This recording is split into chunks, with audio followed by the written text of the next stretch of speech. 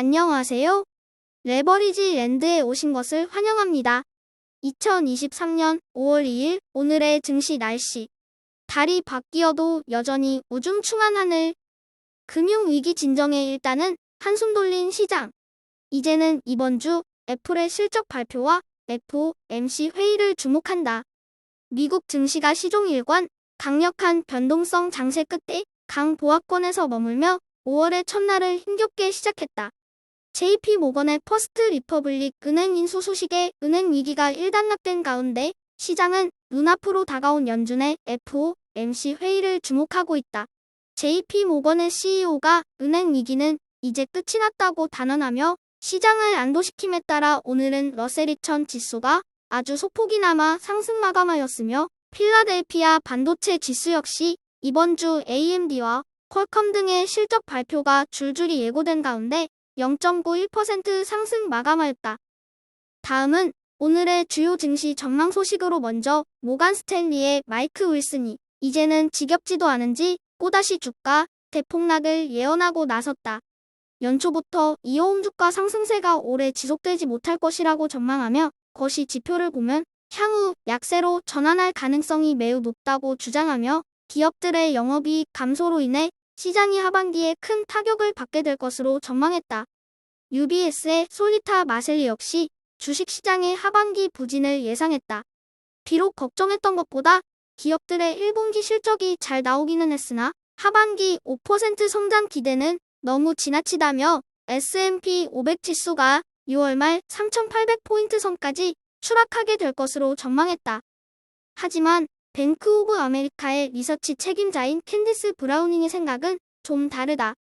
기업들의 1분기 실적보다 중요한 건 하반기 전망이라고 강조하며 올해 실적 컨센서스는 바닥을 치고 반등하기 시작했으며 향후 기업들의 실적이 지속적으로 개선될 것이라고 전망하며 개미 투자자들에게 제발 좀 거꾸로 투자하지 말라고 신신당부했다. 간단히 정리하자면 이제 곧 좋은 시절 오는데 이제껏 버텨왔으면 쫄지 말고 버티라는 얘기다. 3배수 레버리지 ETF는 오늘 하루 반도체와 바이오의 선전이 눈에 들어온다.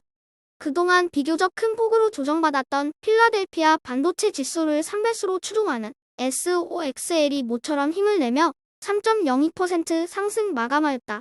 동네북 신세를 면치 못하고 있던 바이오 테크 ETF 라구 역시 은행 위기가 진정됨에 따라 무려 7.54% 크게 상승한 것을 확인할 수 있다. 하지만 미국의 20년물 장기 국채 ETF TLT를 3배수로 추종하는 TMF ETF는 무려 8.47% 폭락하였다. 패드워치에서 제시하는 5월 50bp 금리 인상 확률이 90%를 넘어서는 가운데 국채 금리는 6월에도 한 차례 더 인상할 가능성을 주목하고 있다. 장기 국채는 시간이 지나면 반드시 다시 상승하게 되어 있다. 안전 투자를 지향하는 투자자라면 지금과 같이 조정받는 시점이 매수 찬스가 아닐까 생각된다. 2배수 레버리지 ETF는 종목별로 극명한 차이를 보이며 명암이 엇갈린 모습이다.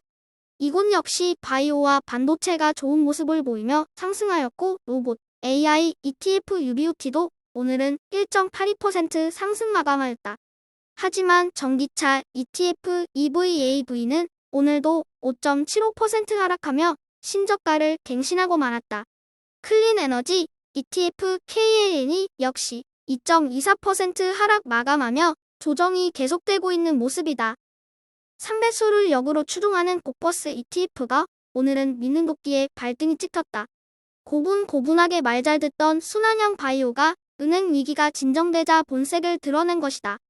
바이오와 반도체에게 일격을 제대로 맞은 고버스는 이제 이번 주에 있을 대형 기술주들의 실적 발표와 연준의 매파 발언을 주목하고 있다. 다음은 불즈 ETN 내 15개 개별 종목들의 오늘 성적표이다. 연준의 FOMC 회의를 앞두고 기술주들이 잔뜩 움츠려든 모습을 보이고 있는 가운데 오늘은 인공지능 반도체 대장 엔비디아가 혼자서 불즈 ETN을 하드캐리했다. 엔비디아는 오늘 하루만 무려 4.18% 상승하며 300달러 진입을 코앞에 두게 되었다. 오늘 밤 AMD의 실적 발표를 시작으로 퀄컴, 애플의 실적 발표가 줄줄이 예고된 가운데 FOMC 회의에서 파월의 발언까지 예정되어 있어 변동성 큰 한 주가 될 것으로 예상된다. 다음은 오늘의 주요 기술주 개별 종목 소식이다.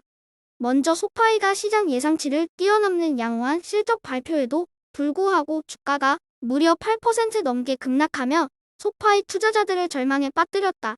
메타는 70억 달러 규모의 자금을 조달할 계획으로 두 번째 채권 발행을 진행한다는 소식이야.